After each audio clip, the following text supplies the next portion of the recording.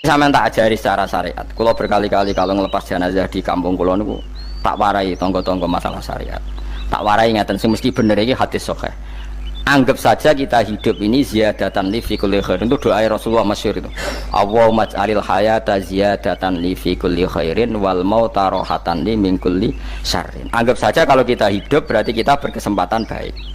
Kalau kita mati anggap saja kita sudah tidak bisa buruk. Sehingga mati kita pasti baik. Mulane bener wong-wong ulama iku ana bajingan begudal mati. Saya nggih mayit niki. Wonge meneng kabeh. Saya nggih meneng kabeh. Ayo muni saya. Nggih, Mbah, saya, Mbah. Bareng do gremeng saya apane jare kiai ini ya saya.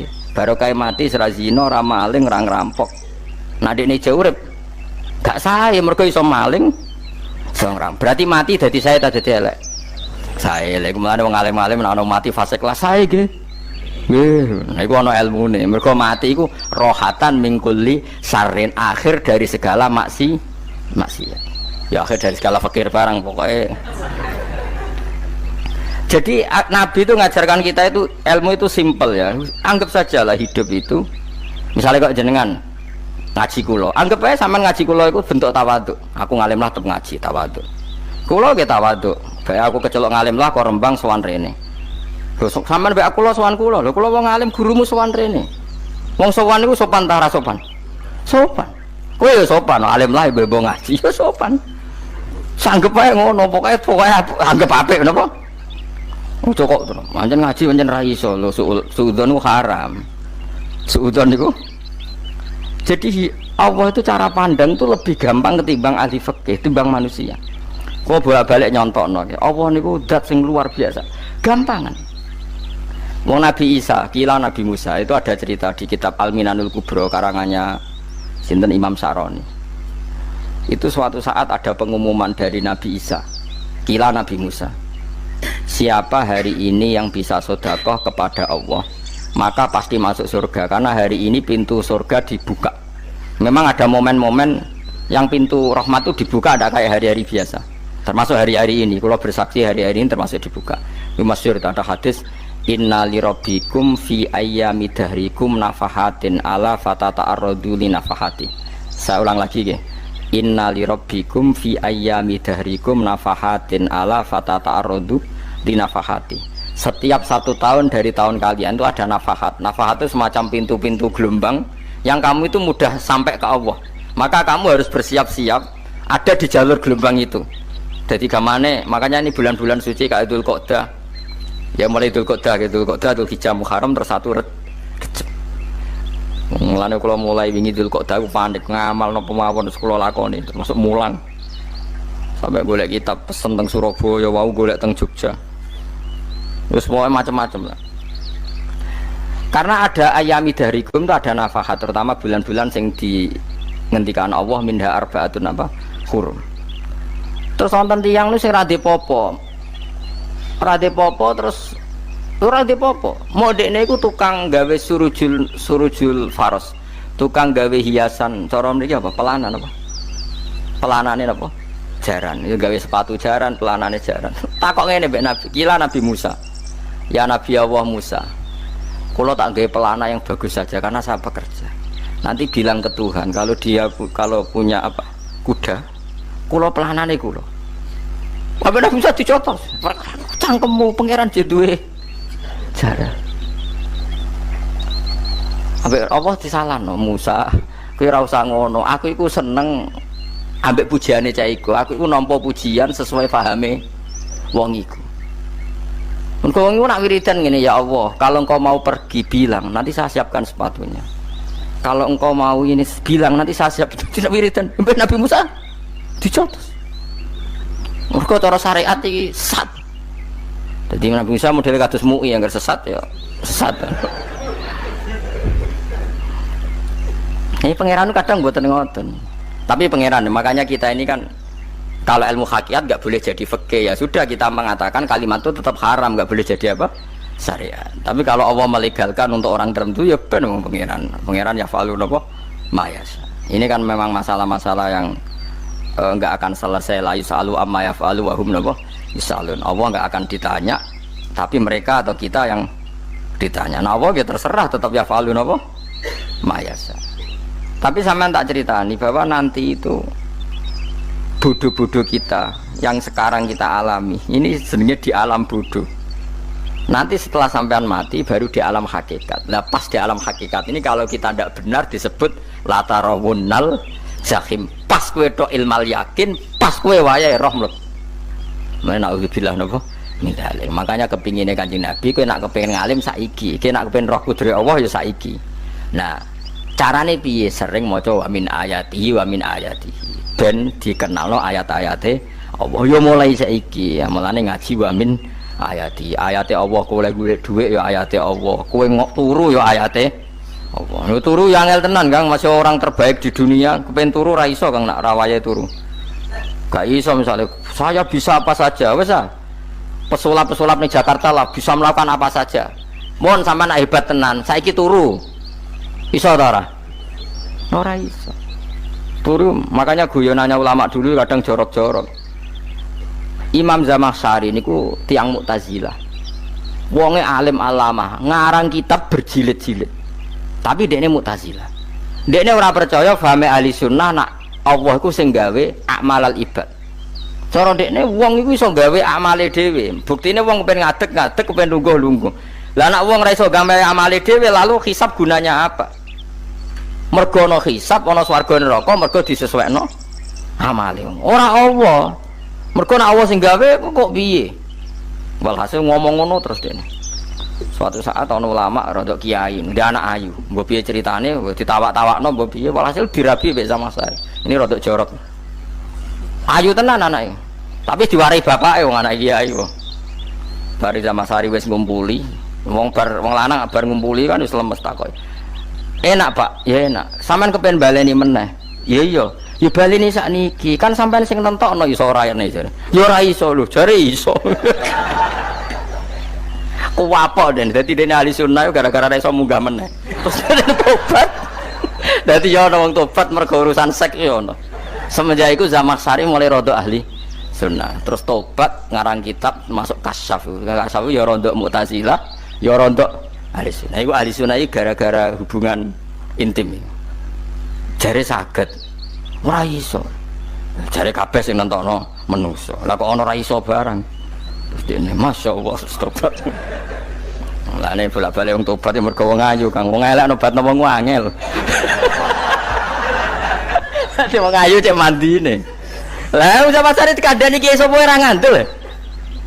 Kandani wong ayu tuntas. Kowe di bojo ayu menarik, kowe melarat lah misalnya ngajak umroh kowe tenanan mus. Nek rapate ayu udah ngajak umroh gak nyawang keadaan. Mulane ayu ku ya kadang penting nek ngajak apik lho ya, nek ngajak elek iku sing perkara. Paham ya terus kula suwun ayat-ayat wa min ayatihi niku anggap mawon selain go iman kowe di ngertekno kudrohe Allah. Timbang kowe rom somben terus pas kowe roh pas latarawunal jahim. Tapi melane kula nak maca wa min ayatihi niku syukur banget. Allah mengertikan kita, dia mengertikan kita. Langit bumi ku ayatku, kowe turu yo ayatku, kowe golek dhuwit wabti wa hukum min fadlih yo ayatku.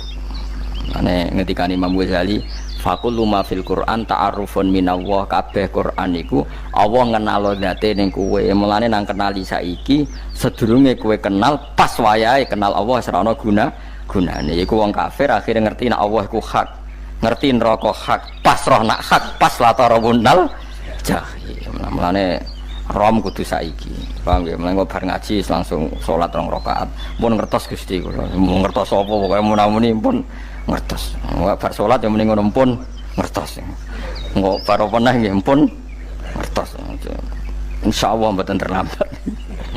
Pokoke falam mata bayana lahu qala alamu annallaha ala kulli syai'in qadir. Pokoke anggere donya wis ketok maknane kowe kudu di kesimpulan a'lamu annallaha ala kulli syai'in qadir. Kok hakikate donya niku sebuti niku Allahul ladzi khalaqas sab'a samawati wa minal ardi mislahun yatanazzalul amru bainahunna li ta'lamu annallaha ala kulli syai'in qadir wa annallaha qad ahata bi kulli syai'in ilma. Allah gawe langit bumi iku jumlahe 7. Lan urusan ning langit bumi iku macam-macam. Ana wong gedhe dadi wong cilik dadi wong gedhe, kere sugih kere macam-macam. Urusan digawe bolak-balik mbek pangeran niku muk li ta'lamu supaya kamu tahu annallaha ala kulli syai'in qadir. Memang Allah iku zat sing kadang ra anake kiai dadi kiai, anake kiai ra dadi kiai, engko sing anake ora kiai dadi kiai debutan, engko ra sida kiai jatuh. Engko sing anake kiai dadi kiai meneh, dibredel meneh, molak-malik donya. Muk ben li ta'lamu annallaha ala kulli syai'in qadir. Sing profesor doktor dadi anak buah wong trimo insinyur. Kadang insinyur anak buah wong tamat SD, sembah kono donya molak-malik. Ku mau Allah iku mau kepengin kowe iku ngerti pancen Allah wa ala kulli syai'in qadir. Dadi ya tanazzalu dadi tumurun apa al amru bainahunna, urusan langit bumi kabeh digawe variasi, digawe macam-macam. Mau Allah kepengin kowe iku li ta'lamu annallaha ala kulli syai'in qadir wa annallaha qad ahata bi kulli syai'in ilma. Aja sampai kita ngalami pas kowe roh, pas kowe mlebu neraka. Mergo rohe terlambat. Mulane al-haqmu takasur kudu mbok waca-waca ben keling bahaya. Nganti ngalami kalla la ta'lamuna ilmal yakin pas la tarawunnal jahim. Kula nak maca ayat iku ya nangis tenan. Lan kula nak traweh ayat iku digebut kadang kula ya tersiksa. Kula gumun mbek tiang-tiang ngimami maca ayat kok iso fasih niku gumun. Nak kula niku pun mboten saged. Mergo paham lho. Momene sing iso gebut bareng. Kula seneng makmum perkarane wis nak takoki pangeran. Hak wong lagi tafakur kok rukuk. Lah mun diajak rukuk. Nah aku lo sholat piyambak kan tidak mikir bareng no? Kanjeng Nabi nate sholat piyambak niku mulai ba'da isya ngantos subuh mok sak ayat niku in tu'adzibhum fa innahum ibaduk wa in taghfir lahum fa innaka antal azizul hakim. Niku dibolan baleni mulai ba'da isya ngantos subuh sak ayat kan saking usule Kanjeng Mas kowe serang arah nglakoni giebet guys. Kewebet menteng khatam wis. Padha wae hasile itu. Kabrak kae no. Paham ya dadi niki kula terangno kena apa kok ana ayat wa min ayatihi niki carane pangeran nyelametno umat Kanjeng Muhammad sallallahu alaihi wasallam. Ben kowe kenal pangeran zaman ning donya, aja sampai kenal pas ning akhirat, pas kenal pas latarawunal jahim, pas kenal pas wayahe mlebu napa neraka. Mohon kula terusno nggih. Wa min ayatihi lan iku setengah saking ayate Allah antaku maute yen to ngadeg apa sama langit wal ardu lan bumi.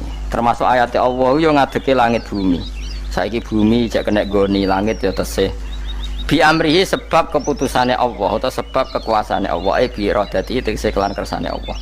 Langit ngadeg min ghairi amadin kelan tanpa saka. Sing jelas tanpa saka yang kita lihat. Mbok ana sakane mbok ora pokoke cara zahir yang kita lihat gak ana napa sakane. Misalnya kan min ghairi amadin karona ora usah saka yang kamu lihat.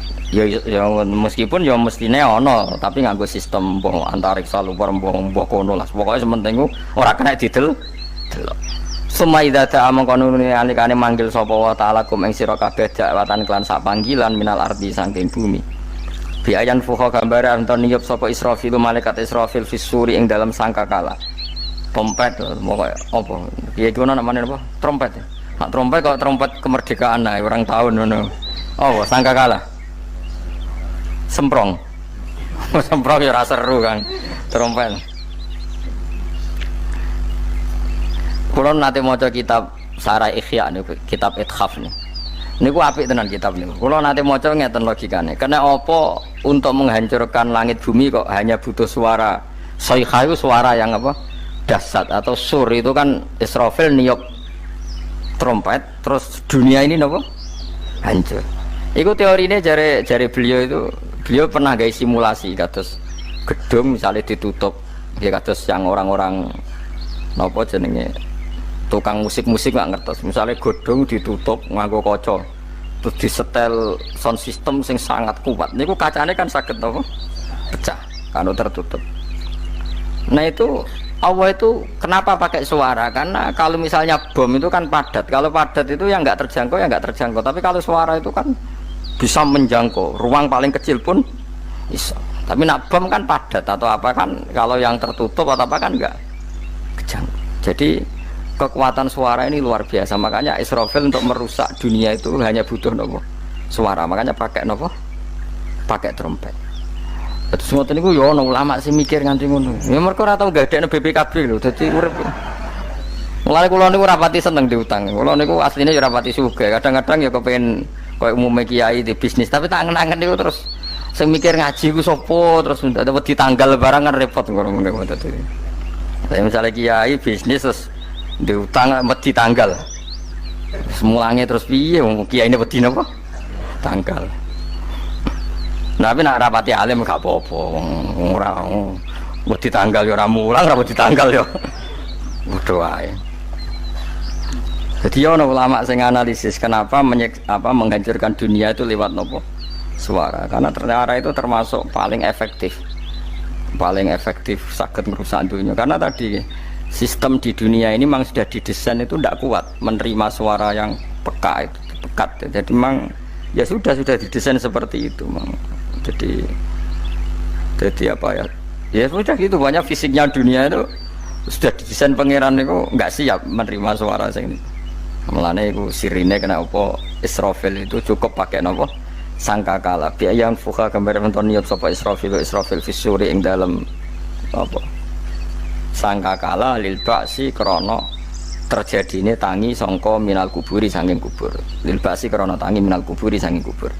Idzan nalikane da'akum dakwah antum te sira kabeh takhrujuna metu sira kabeh minha saking napa jeneng minha saking kubur oleh tangi ahyaan hale urip kabeh.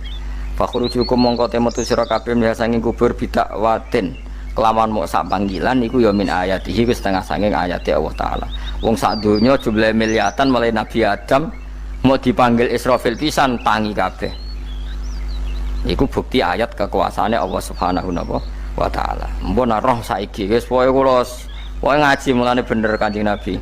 Wong nak ngaji iku digampangno mlebu swarga. Kaya sampean saiki sadar kan ngaji ayate pangeran. Atuk ngaji saiki timbang soban ning akhirat pas kowe roh pas wae mlebu neraka. Lumayan rom zaman ning bidukan kok kenangan ijek ning donya napa? Ijek ning napa? Donya. Dadi sampean ati siksa pun roh riyen Gusti kula zaman teng donya pun roh. Dadi ana bukti nak apa butuh kula sertifikat saniki nak rom wis ben sertifikat pangeran rom tenan nak di benerno pangeran. Mulane fa'lam nggih, fa'lam annahu la ilaha fa'lam pokoke roh nggih saiki napa roh nggih. Saiki aja somben. Walahu lan iku tetep kedhi Allah taala, walahu lan iku kagungane Allah sarasan mente sapa wae fis samawati kang ing pira-pira langit wal ardi lan bumi. Allah sing ndek langit bumi apane milkan kepemilikane utahe mulkan sami apane kerajaane iki sami. Wa khalqan an penciptaane wonten iki sing maca milkan berarti semua langit bumi itu milik Allah. Nek sing maca mulkan semua kerajaan langit bumi juga rajanya atau pemiliknya Allah. Karena qiraah kita itu ada yang Maliki Yaumiddin berarti raja, ana sing Maliki Yaumiddin berarti pemilik. Disebut raja ya karena pemilik, ciri utama pemilik itu ya raja yang miliki mun sami mawon. Wa khalqan lan penciptaane wa abidan lan keperbudakane. Liyane Allah kagungane Allah. Cek Allah sebagai Malik, cek Allah sebagai Khalik, cek mereka sebagai hamba Allah Subhanahu wa taala. Kulun te kabeh lagu maring Allah qanitu iku nurut kabeh mutiuna tegese nurut kabeh. Lah niki nganggo ilmu hakikat. Nah cara Allah wong kafir ya nurut. Tapi nurute ora cara syariat. Buktine ora kepen tuwek ya tuwek, ora kepen mati ya mati. Mulane Allah ngendikan kullul lahu qanitun. Wong sak donya nurut aku. Maksudnya nurut mriki mboten nurut fikih. Saiki wong kafir kepen mati ta ora? Mboten, nyatane mati. Akhirnya nurut ta ora mbek pangeran? Nurut. Lah iku maksudnya kullul lahu qanitun fil hakikat. Napa fil hakikat? Karena orang fasik yang enggak ingin mati ya mati. Jadi mulane ada sudut dua. Wong fasik orang nurut pangeran, wong kafir ora nurut pangeran dalam sudut pandang fikih. Tapi dalam sudut pandang ilmu hakikat mereka pun nurut pangeran. Tapi maksudnya nurut ora kepen mati, ya mati. Ora kepen kena musibah ya kena musibah. Mulane Allah dawuh napa qulul lahu qanitun. Mulane Allah nate duka ngendikan apa iktiya tauan au karha. Kowe kudu nurut aku, cek nurut api-apian, cek nurut tak paksa. Mulane kita kudu nurut pangeran kelawan napa sadar. Wa wa ta'ala wa alladzi dzat yabda'u kang ngawiti sapa lati al khalqa ing penciptaan linasi maring manusa sumaya itu mongko ini balekno sapa wa ta'ala ing al khalqa ba'da halakihim sause enteke annas to sause matine annas to wa huwa ta'i ada wa wa i'adatul khalqi ku ahwanu luwih ringan alihi ing atase Allah minal bad'i dibanding ngawiti penciptaan. Piye-piye ketangi kok kubur iku ana materine. Wong zaman kowe ora ana materi Allah iso gawe apa meneh sekarang sudah ada materi. Harusnya Allah lebih mampu. Tapi logika iku binadzori kelawan ningali ilama maring perkara indal mukhatabin menurut pandangan wong sing dikhitobi. Rupa-rupane logika umum ngeten min anna i'adata syai'i saking satune balekno perkara iku ashalu luwih gampang minit tidahi tinimbang ngawiti syai'.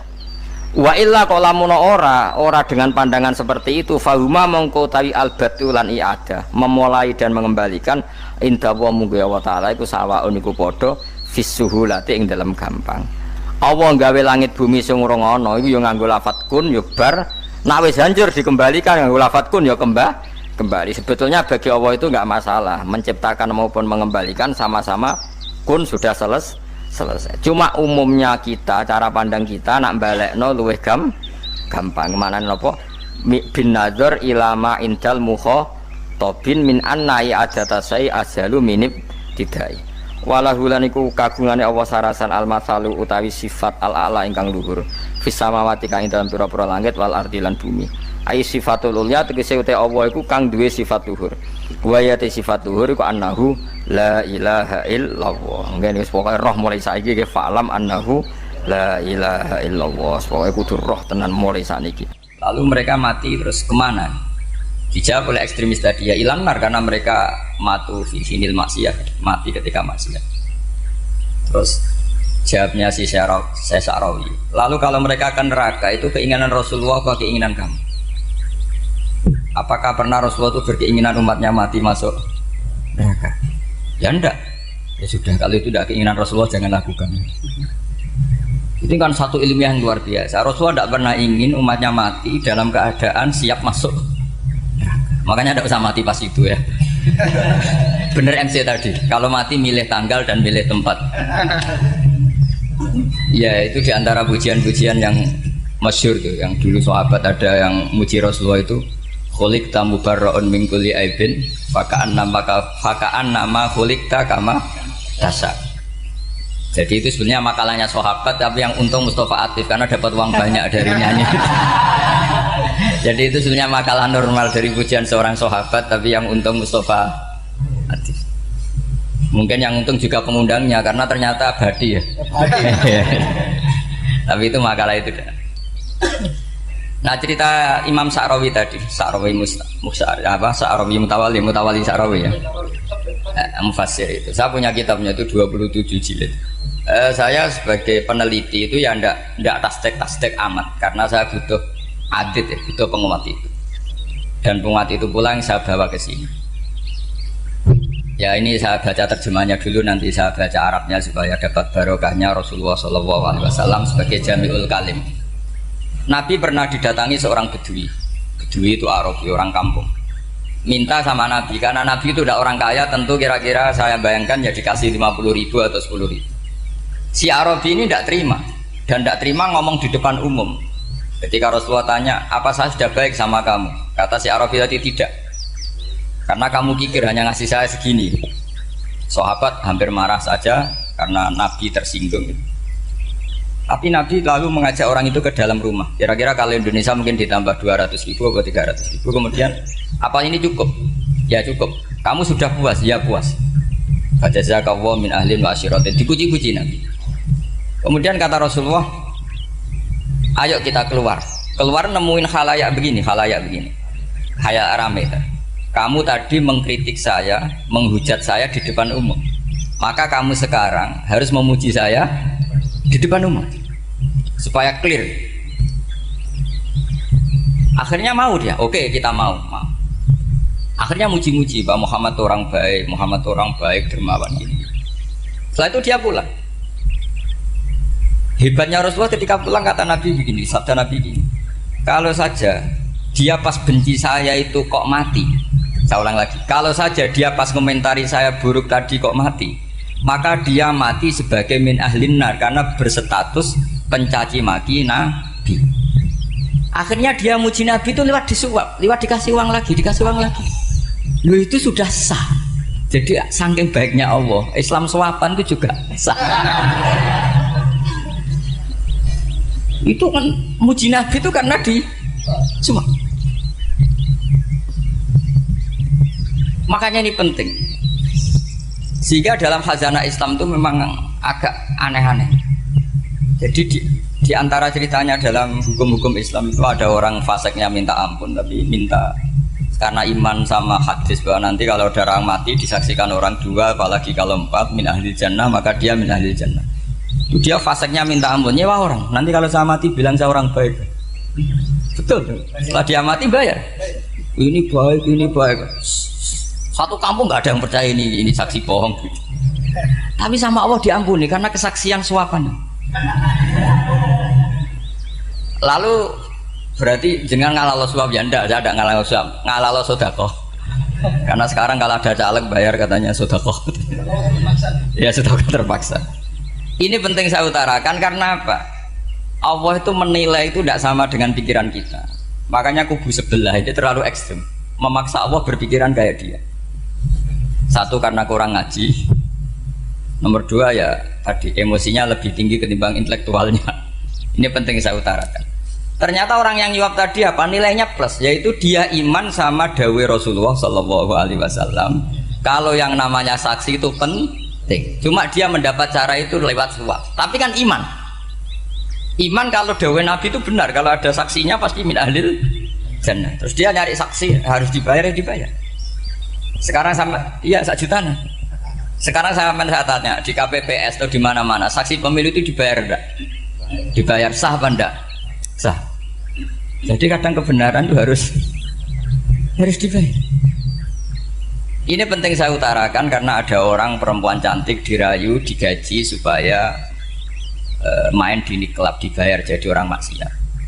Lalu mungkin ada ustadz gaji dia, bayar dia supaya mondok. Gak tahu terusannya apa, terus dibayar apa enggak tahu saya. Pertanyaannya ketika kamu bayar kemudian jadi santri, itu kamu dosa nyuap apa dosa sodako membiayai proses kebenaran? Sodako.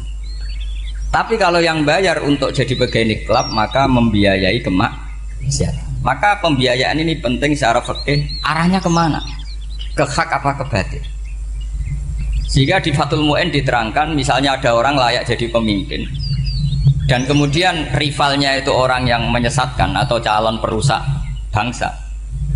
Ya, maka calon pemimpin yang soleh itu wajib berkompetisi meskipun bibadlil mal. Karena kalau yang mimpin orang fasik, kampung ini rusak. Kalau yang mimpin orang soleh, kalau nggak bayar juga nggak jadi. Maka wajib bayar. Lah yang soleh bayar ini berstatus sedekah, tapi yang batil ini berstatus suap. Kenapa demikian? Karena yang namanya riswah atau ada yang baca ruswah adalah pembayaran untuk mengehakkan barang batil dan membatilkan barang hak. Sementara pembiayaan orang soleh adalah untuk memperkuat hak. Nah orang tuh nggak tahu, yang ngajinya tidak hatam-hatam tuh taunya pokoknya ar-rosi wal murtasi benar. Tapi nggak pernah mikir lalu definisi riswah atau ruswah itu apa. Ini bukan provokasi supaya semua calon bupati gubernur nyuap enggak, hanya nyuruh mereka sedekah saja.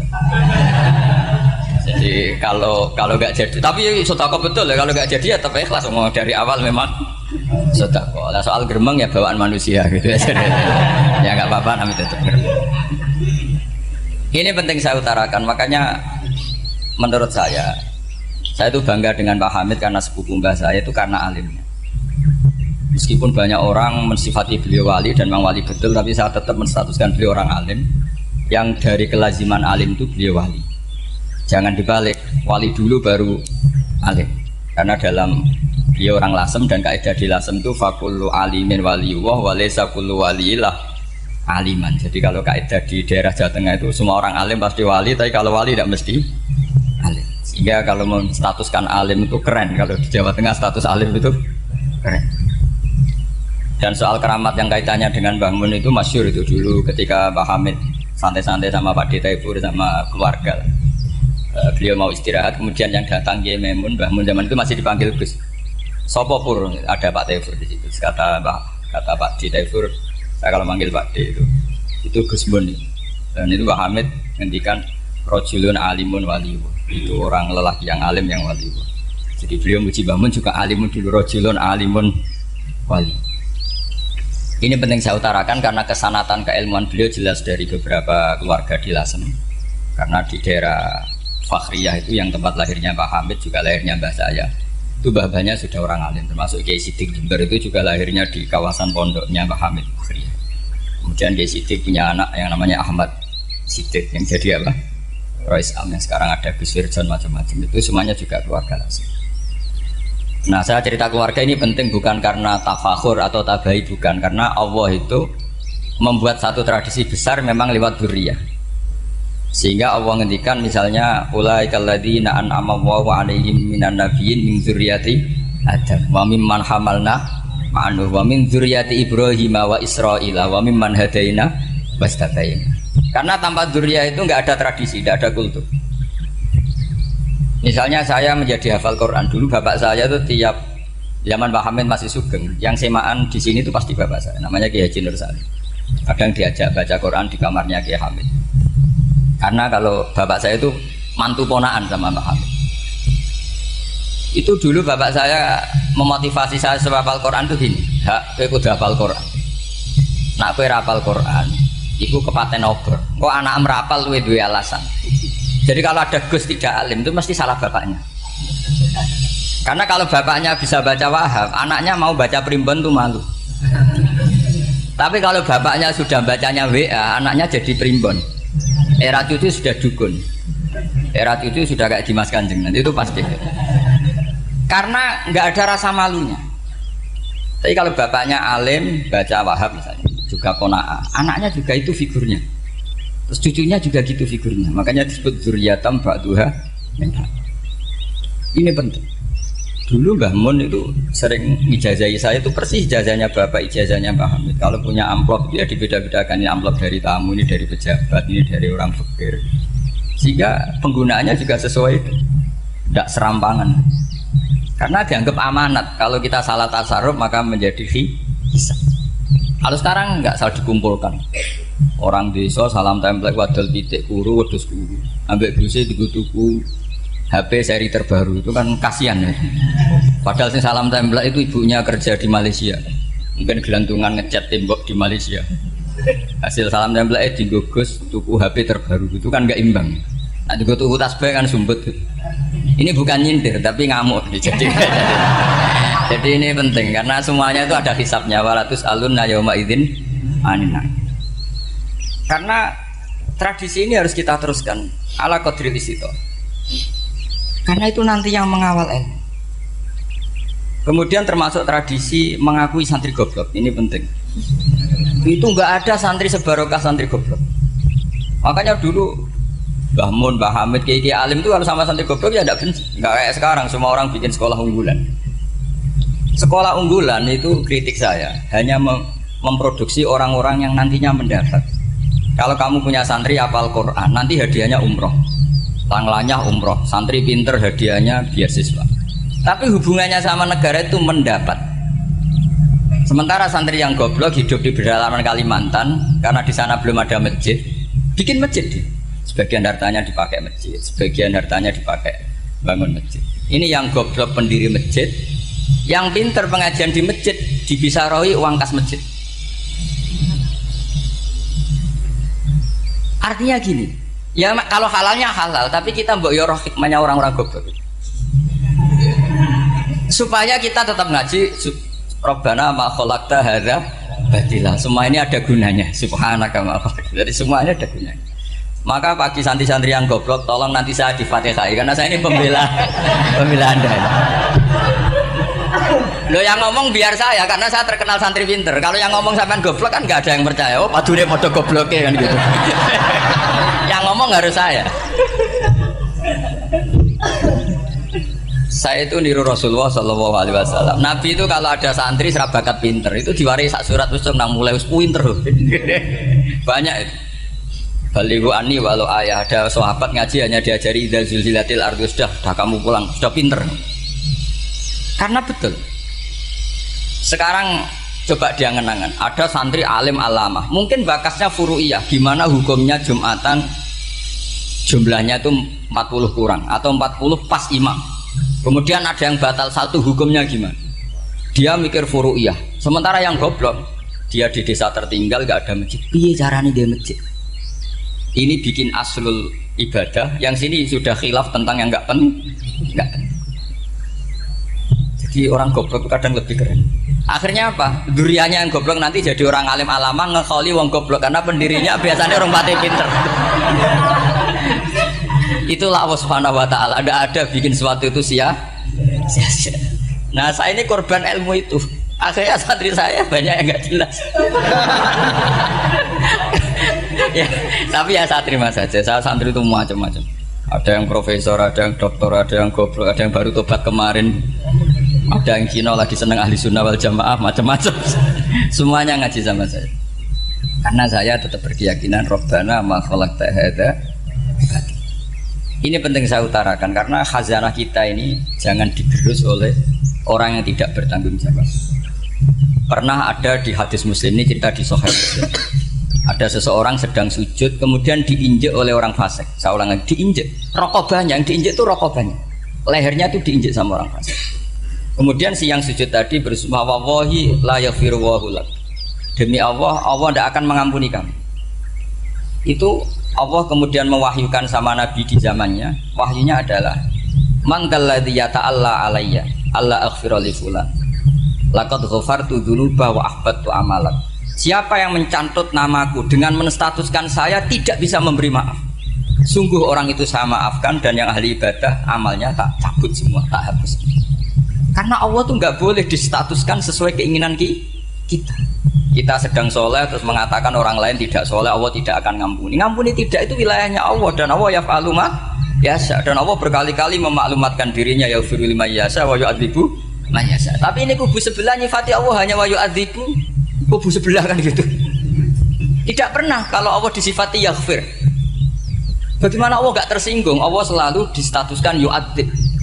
Itu kira-kira kalau Allah kan gini, saya ini bisa u'adzib, bisa aghfir, kenapa status saya tinggal yu'adzib? Ini ngaji di mana? Khatam enggak kan gitu. Makanya resikonya ahli sunnah itu masyhur tuh Pak Hamid Pasuruan. Tamu macam-macam diterima. Ketika orang benci Golkar itu ada tamu dari Golkar juga diterima.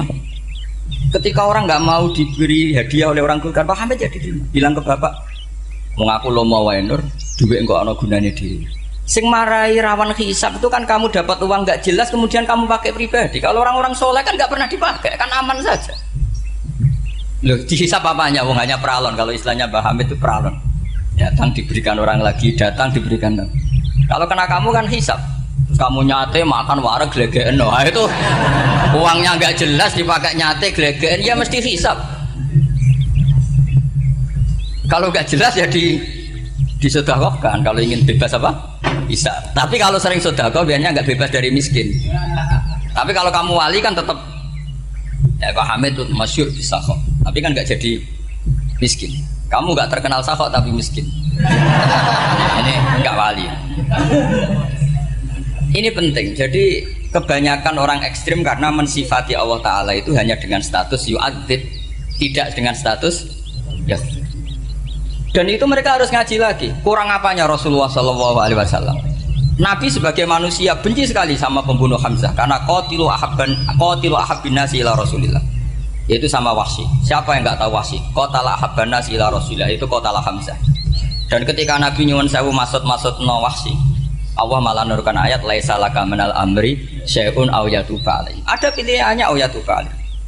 Apa yang terjadi? Justru Allah mentobati Wahsy. Memaafkan Wahsy, mentobati Wahsy. Ada sahabat yang dipuji Nabi Hamamatul Masjid, akhirnya Su'ul Khotimah. Kita tahu ceritanya siapa? Sa'labah. Makanya kata Mbah Mun sering cerita ke saya. Banyak orang darani saya itu tidak jelas, kata Mbah Mun, karena saya sama siapa saja baik, sehingga banyak yang nuduh saya itu tidak jelas. Kata beliau, ulama paling jelas ya saya ini, karena masih orisinil, kata beliau. Tapi pakai bahasa Jawa, karena tadi Mbak Idris bilang ada yang MA ya, Madura asli tadi, makanya saya terpaksa bahasa Indonesia tadi. Kata Mbak Mun, ulama paling jelas ya saya, karena saya menyikapi siapa saja baik, karena di hati saya hanya membaca laisa laka minal amri syai'un aw yatuba alaihim aw yu'adziba. Kenapa kamu memvonis si buruk? Bisa saja nanti baik. Yang sedang baik bisa saja nanti bu. Kalau nasib seseorang nggak jelas, kenapa kamu sikapnya jelas? Nah, ini orang-orang nggak ngaji itu memaksa orang lain jelas. Ini kubu sebelah pasti salah, ini pasti benar. Wong manusia kok dipasti-pastikan gimana? Kita ini tidak nabi. Kalau nabi maksum pasti benar. Kalau sampean apa? Maksum bisa. Jadi ketidakjelasan para ulama ini berdasar konstitusi tadi bahwa itu wilayahnya Allah Subhanahu wa Ta'ala. Ini penting saya utarakan. Jadi penting sekali. Jadi orang yang sedang fasik sekarang bisa saja nanti tobat. Yang sedang sekarang soleh bisa saja nanti masalah. Sehingga Rasulullah tetap mengajarkan ya muqallibal qulub tsabbit qalbi ala dinik. Jadi kalau ngaji itu khatam. Khatam itu begini misalnya ya. Saya pernah ngaji Ihya, belajar Ihya khatam. Bahkan saya punya takrirannya berdasar kitab Ithaf, sarannya Ihya. Kalau ingin tahu sarannya Sarah Ihya, ya misalnya Gus Idris ini, oleh Idris ngaji Mbah Hamid Pasuruan, ngaji Mbah Dimyati. Mbah Dimyati ini ngaji sama kakaknya Kiai Mahfud Termas. Kiai Mahfud ngaji sama abahnya Kiai Abdullah. Kiai Abdullah ngaji sama abahnya Kiai Abdul Manan. Kiai Abdul Manan ini mulazim terhadap Sayyid Murtado Az-Zabidi. Jadi kalau santri Salafiyah ini ya kira-kira tokoh Sabiah. Karena Mbak Idris Radisa ya kira-kira sampean itu dari pengarang Ithaf itu baru tokoh berapa? Sabiah, masih keren. Turun pitu. Masih kaya lah. Lah kamu kok miskin? Turun ke wolu katanya kan. Jadi nanti kalau masih keren. Itu sampean ngaji kitab kalau khatam. Saya ulang lagi kalau khatam. Itu memang ada bab-bab di mana ulama itu harus tegas, harus tafriq bainal haqqi wa bainal batil. Oke, itu bagus. Mana yang hak, mana yang batil kita bedakan. Di bab itu bagus. Tapi kalau nanti kamu ngaji bab tawadhu, lihat di Bidayatul Hidayah atau di semua kitab tasawuf bab tawadhu itu, kalau melihat kamu orang kafir, kamu melihat orang apa? Kafir. Ini aso ma'akufri, ini maksiat wajar dia kafir. Saya ini muslim kok maksiat. Fadam bi akbah, maka dosa saya lebih buruk.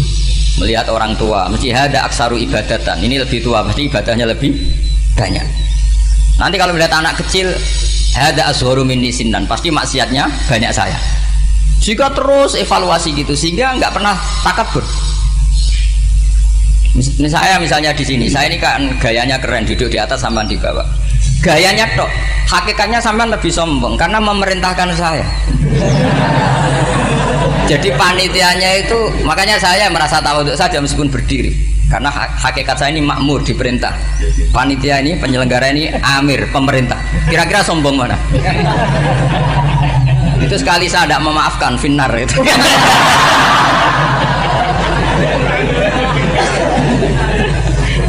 Tapi insya Allah tak maafkan lah. Iya masih insya Allah. Jadi ini penting. Jadi mbok ya orang-orang yang ekstrim itu mikir keinginan Rasulullah SAW itu umatnya meninggal dalam keadaan baik. Makanya benar tadi notulen tadi, kalau doa, kalau ingin mandi itu memang harus ada jadabnya. Tapi yang asli loh ya, jangan gaya-gayanan. Ya asli betul, yang nggak khilaf memang asli.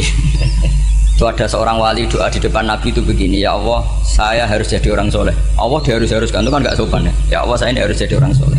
Kenapa? Sekali saya soleh maka surroh habibu, yang seneng kekasihmu. Sekali saya fasik maka yang seneng musuhmu, yaitu iblis. Tinggal jenengan milih mana, nyenengkan kekasihmu apa nyenengkan musuhmu. Akhirnya ada batahu, ya sudah soleh aja, soleh ini kok doa kok neror orang ini. Kira-kira gitu.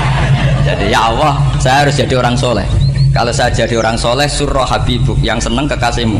Kalau saya jadi orang fasik yang seneng musuhmu. Sedangkan tinggal milih saja, menyenangkan kekasihmu apa menyenangkan musuhmu. Kira-kira Allah seneng mana? Seneng menyenangkan.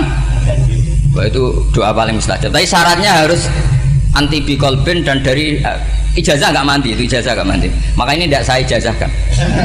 Nanti kalau kamu ngalami isak sendiri, ngalami wujdi sendiri, terus ngalami itu, insya Allah makbul. Ini mau gaya-gayanan copy paste nggak diterima itu. Jadi wali-wali dulu itu kalau berdoa itu sederhana, tapi dari hati yang paling dalam. Makanya Nabi Musa itu terkenal, orang paling seenaknya sendiri dan Nabi Musa hubungannya dengan Allah. Tapi sama Allah dimaafkan karena orisinal, tidak bikin-bikin. Rasulullah juga itu, kalau sudah marah itu doanya gitu.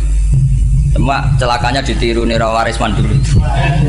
Nabi itu ketika perang Badar itu jelas kalah, nggak mungkin menang, sudah jelas kalah. Nabi hanya 313, orang kafir 1000 dengan perlengkapan apa? Sudah lengkap semua. Setelah perang dilihat itu jelas kalah. Seri awal yang memang kalah betul. Doanya Nabi apa? Allahumma intuhlik hadil isobah lam tubat badal ya. Ampun Gusti, silahkan bikin kalah, tapi ra ono sing roh nak jenengan pangeran. Pun lahiran jenengan dadi pangeran, ora ono sing roh. Enggak ada ibadah.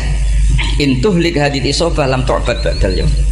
Kalau engkau menghancurkan kelompok saya ini, jenengan sebagai Tuhan tidak ada yang nyembah lagi, karena yang nyembah tinggal kelompok kita. Tapi yang ngendikan Nabi, kalau kamu niru tidak bisa. Gak bisa kamu doa, ya Allah saya ini santri salafiyah, kalau saya bodoh menjadi presiden buruk terhadap alumni salafiyah.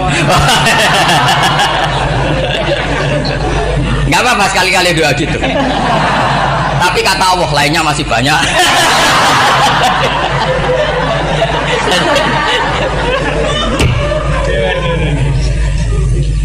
Tapi itu syaratnya tadi harus ada al-wujdi wasima. Jadi makanya Imam Ghazali punya kitab al-wujdi wasima. Karena ada masrob, ada syarab. Jadi wali ngikuti para nabi itu ada masrob, ada syarab. Sehingga perasaannya itu beda. Saya punya sekian contoh. Makanya tadi saya bilang di sini yang cerita nanti tak baca Arabnya ya tabaruk dengan jamil apa salim. Jadi Nabi menyontohkan gini ya. Hubungannya Nabi dengan umatnya itu kata Rasulullah ibarat orang punya unta atau sapi yang susah, yang sarodat itu berat. Kalau bahasa sini apa beda? Yang larat ya Pak? Melayu. Terus orang-orang lain ingin membantu, kubu sebelah ingin bantu, tapi ketika mereka ingin bantu malah unta ini tambah lari karena asing. Semua selain pemiliknya ini kan bagi unta itu asing. Jadi mau dibantu ditangkap tambah lari karena ini orang asing semua. Ngajinya agak jelas, asalnya agak jelas, tapi mau ikut ngurumat Islam ini asing semua. Akhirnya kata Nabi yang punya unta itu datang, kemudian ngambil rumput, terus unta itu dipanggil, kemudian unta itu mengikuti. Kata Nabi, ibarat saya seperti itu. Kalau saya yang memimpin Islam, saya yang merawat umat saya, maka umat akan mudallalah, akan nurut. Tapi kalau yang rumat kalian, malah Islam menjadi kacau. Kenapa menjadi kacau? Karena tadi nyifati Allah saja salah. Orang Islam baik dihukumi kafir hanya karena tahlilan, hanya karena manakiban dihukumi kafir. Sekarang inginnya Nabi orang menjadi muslim apa kafir? Inginnya Nabi orang menjadi muslim apa kafir? Muslim. Lalu gara-gara melakukan perilaku tertentu dihukumi kafir. Iya, ziarah wali songo musyrik, nyekel patok musyrik. Katanya minta sama mayit. Padahal saya andekan jadi mayit itu diziarahi sampean nggak seneng. Nggak senengnya karena ya kadang murid itu jari gurunya ya kurang ajar. Masa gurunya dibilang gini, ya Allah, ingkana musinan fazid fi ihsani, wa ingkana musian fatajawas andu. Kata gurunya, sholat tenan darani ingkana. Makanya saya tidak suka zaman ziarah ke saya. Kecuali doanya ditasihkan dulu ke saya. Makanya nggak boleh ziarah itu pada Nabi, bisa murtad kan? Coba itu baca di depan Nabi, murtad gak? Ya Allah kali ini baik maka gini, kalau buruk masa Nabi baiknya ingkana. Lah orang-orang yang menyerang kita kan itu gak ada zaman sahabat doa seperti itu. Ya mesti gak ada, mana mungkin sahabat baca itu di depan Nabi. Masa Nabi didoain ya Allah kalau dia baik maka fasid, maka kalau dia buruk ya gak mungkin. Lah mereka nyerang kita itu gak ada dalam sejarah sahabat. Ya sahabat kok nahlilin Nabi itu gak nabi mau didoain maghfirlahu. Kan nanya kanjeng Nabi jadi ngono maghfirlahu. Ya mesti saja sahabat gak akan tahlilan. Yang kabudut itu Rasulullah, bahkan diistilahkan kabudut saja salah. Intaqala ila rafiqil ala. Nah kalau sampai harus ditahlili, kalau enggak yang rokok betul. Amalnya pas-pasan, dosanya berkelanjutan. Kondak gimana? Punya tanah warisan yang hasil ngerebut milik orang lain. Kamu sudah mati, dipakai anak cucumu. Ini berkelanjutan enggak dosanya? Berkelanjutan, berseri-seri. Mereka kalau nyerang kita kan sahabat tidak melakukan itu untuk Nabi, ya nggak mungkin lah sahabat mendoakan itu pada Nabi, kan nggak mungkin. Coba kalau kamu jadi mayit, terus kamu gurunya, terus ada murid kamu bilang Allahumma ingkana musinat fa'azid fi isani wa ingkana musian fatajawaz anhu. Mesti kalau kamu bisa bangun. Ya Allah, cong meyakini saya soleh itu masih ingkana. kalau guru saya soleh maka, kalau guru saya buruk maka. Itu kan taklek namanya apa? Itu kan kurang ajar. Saya tidak pernah doa gitu di depan Pak Hamid Pasuruan, tidak pernah. Saya kalau doakan bangun ya tidak pernah. Allahumma ali darajati fil jannah gitu. Saya nggak pernah, ingkana nggak pernah. Karena andekan itu saya juga sama kok. Cuma kalau ada orang doa di bangun gitu ya karena orang lain ya tak biarin. Tapi saya tidak bilang amin, ya biarin aja sudah. Tapi kalau santri sarang nggak usah lah doa ya apa? Ingkana. Masa meyakini solehnya gurunya kok nunggu? Ini bukan ijazah, ini marah ini jadi pelurusan ini. Saya ulang lagi, ngaji itu harus khatam. Pentingnya khatam tadi, kalau di bab tafriq bainal haqqi wa bainal batin, akan kubu sebelah ini benar karena tegas. Tapi kitab itu tidak hanya bab itu, juga ada bab tawadhu. Di bab tawadhu itu, misalnya kita melihat orang kafir, ini wajar maksiat kan dia kafir. Masa saya mukmin maksiat? Dan ini kafir bisa saja nanti husnul khotimah, saya muslim bisa saja su'ul khotimah. Jika tetap tawadhu, melihat yang lebih sepuh ini aksaru ibadatan minni, melihat yang kecil asghar berarti aqallu maksiatan minni, sehingga melihatnya itu tawadhu. Jadi kalau di bab tawadhu semuanya orang itu mungkin. Nah di sini Rasulullah SAW mengajarkan, ketika malaikat Jabal bilang, Muhammad, orang yang mendustakan kamu saya tungkepi gunung biar mati semua. Kata Rasulullah, saya berharap keluar dari tubuh mereka min aslabihim, dari keturunan mereka orang-orang sing mukmin. Sudah karuan kafir saja Nabi tidak berhenti berharap, jangan-jangan nanti keturunannya mukmin. Dan itu betul. Kita tahu Abu Lahab punya anak Darrah itu mukminah, Abu Jahal punya anak Ikrimah juga mukmin. Dulu Walid bin Mughirah musuh besarnya Rasulullah punya anak Khalid bin Walid. Sekarang orang-orang yang abangan gak hafal Quran, kadang anaknya hafal Quran lewat program PTPG, kadang hafal Quran malah anaknya tidak hafal. Makanya kalau pas wisuda sampai bingung, gurunya itu sampai nangis. Kenapa nangis? Ini anaknya orang nggak hafal Quran tak wisuda hafal, saya gurunya tidak hafal kata. Nah kenapa bisa jadi hafid? Karena guru sewaan kata. Itu banyak sih. Ini penting saya utarakan supaya ekstremitas itu berkurang. Logika-logika yang dibangun ulama itu ngikuti riwayat. Agama itu ngikuti riwayat, bukan sekedar akal. Saya punya contoh ketika kitab Ihya menutup kitabnya, yaitu Imam Ghazali. Itu ada dua orang, ini di akhir kitab Rojak dan dipakai nutup kitab Ihya sebagai rojaknya Imam Ghazali. Ada dua orang min ahli nar dipanggil sama Allah. Ini sekaligus ijazah, kali ini ijazah betul. Yang dipanggil di ke surga itu masih muqayyad dan biangkalil jahim, masih muqayyad, masih dibelenggu sama atribut neraka. Terus sama Allah ditanya, dia jong kabarin rokok, wah syarro maka dan kustingun rokok jangan takok, sekarang rai enak aja. Terus kata Allah, ya sudah kamu kembali ke sana karena kamu memang orang fasik. Itu lari, semangat mau ke neraka. Ini ijazah. Semangat disuruh kembali ke neraka itu semangat lari. Tahu tanya, loh Jong kenapa kamu semangat? Ya Allah, saya ini sudah kapok. Dulu ketika di dunia kamu perintah, engkau perintah, saya tidak semangat. Maka kali ini jenengan perintah saya semangat. Karena saya sudah kapok. Setiap engkau perintah saya ada lari semangat ke neraka. Nah barokahnya semangat masuk neraka ini, kata Allah ya sudah kamu di surga saja. Maka ijazah nanti kalau ada pengumuman silahkan masuk neraka, kamu harus lari sekencang-kencang. Karena itu perintah Allah apa? Yang ketika kita di dunia kalau diperintah males-malesan. Kalau kamu diperintah sholat subuh jamaah kan males-malesan.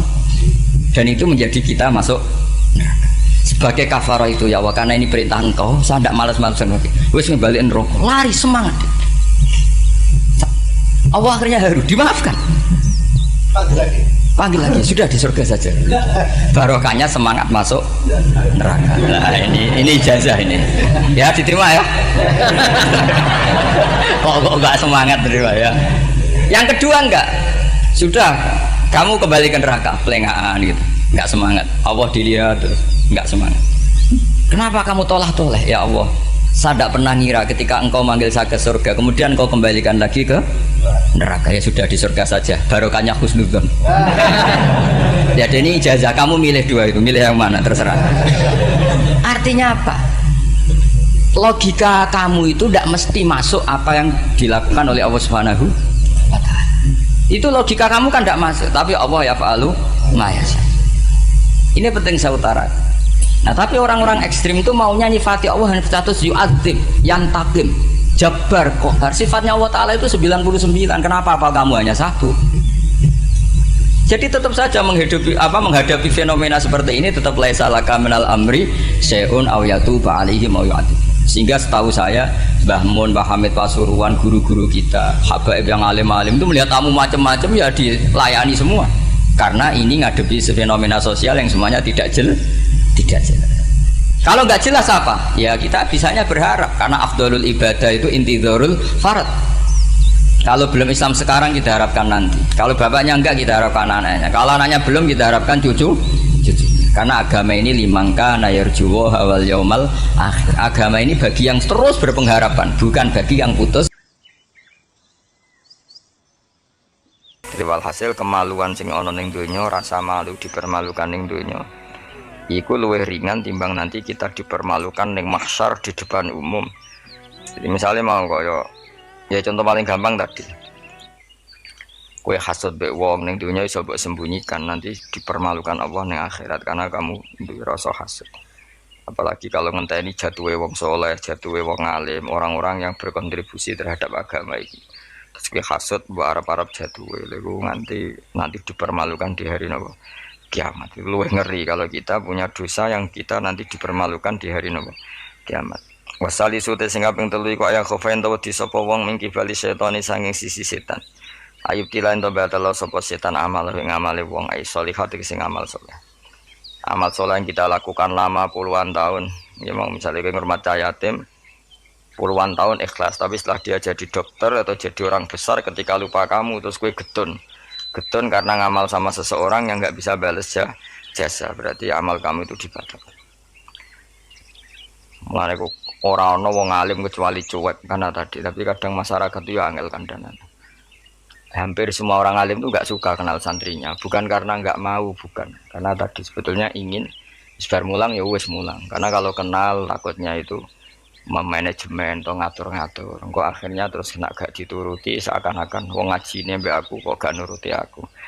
Sehingga banyak orang alim yang milih cuek itu, yang ditetir kenal ya kenal, yang ndak itu sebetulnya hanya untuk menjaga ikhlas ben tidak selalu mengatur-ngatur. Kena ngatur-ngatur ujung-ujungnya hadun nafsi. Hadun nafsi bisa membatalkan amalnya dia, mulangnya itu tadi. Punya masyhur banyak orang alim yang nggak mau ditemuin muridnya, bahkan Sufyan Ats-Tsauri itu masyhur, yang boleh sowan saya harus yang nggak pernah ngaji saya, yang boleh ketemu saya yang tidak ada urusan ngaji dengan saya, karena takutnya tadi misalnya ada orang alim ngajar 10 tahun sama orang itu jadi orang kaya raya sukses. Kadang-kadang kan manusia ingin sesuatu karena gak dituruti, ngundat tak ulang kok gak loyal itu jadi terus banyak ulama yang milih cuek wis ditetir ketemu ora ya wis ya. Tapi ada saja ulama yang nganggo syariat justru dikumpul lo ben ada ikatan sampai alumni, mbok ikatan sampai macam-macam ya, tapi itu ijtihadnya orang macam-macam lah. Yang jelas pastikan bahwa semua itu tidak hadzun nafsi, tidak karena keinginan itu memang berat aturan-aturan menjaga ikhlas itu berat. Yang jelas saya pastikan ono wong gawe perkumpulan grup alumni ngaji itu alumni apa saja asal ndak nafsu gak apa-apa, tapi kalau kira-kira itu nafsu ya ndak usah diteruskan, karena nanti takutnya barang yang kita lakoni misalnya kayak kula mbek jenengan kan ngaji Jalalain nama, saya tentu suka nggak kenal kalau nuruti karena itu lebih aman secara ikhlas. Tapi kalau terlalu begitu nanti takutnya nggak ada silaturahim, nggak ada penguatan agama Allah karena nggak ada muasalah, nggak ada sambung menyambung. Itu kan setan itu kan di sisi muasalah ya kamu diganggu karena nanti bisa memanajemen, kalau nggak tersinggung itu juga setan. Tapi kalau terlalu tertutup memutuskan diri mungkin selamat ikhlas karena tidak berharap dari mereka, tapi resikonya ada beberapa santri kita yang nggak pede ngiyai karena nggak sambung dengan kiainya, atau nggak pede ngiyai karena nggak kenal kiai indukannya, karena takut hukum raiso dan ilmu pas-pasan. Itu kan repot, dan itu harus dikelola secara ikhlas. Saya punya sekian santri yang di Papua di mana-mana. Kalau nggak sambung saya nggak berani, takutnya kalau ada pertanyaan hukum dia tidak bisa jawab. Ada orang-orang yang sebaiknya kita tidak sambung karena tipikalnya memang nggak suka sambung, mungkin dia wataknya pemalu atau wataknya tertutup, kita kan tidak pernah tahu-tahu watak. Ya kalau maslahatnya putus ya putus, tapi jangan putus hubungan hati. Tapi dia tipikalnya orang yang nggak suka kumpul. Cara Jawa itu isinan. Kan orang tuh kan macam-macam. Yang penting semuanya jangan karena hafsun nafsi. Itu eleng-elengnya. Terus makanya Sufyan Ats-Tsauri masyhur. Soalnya muridnya itu muah tenan. Karena dia takut kemudian menuntut haknya sebagai guru.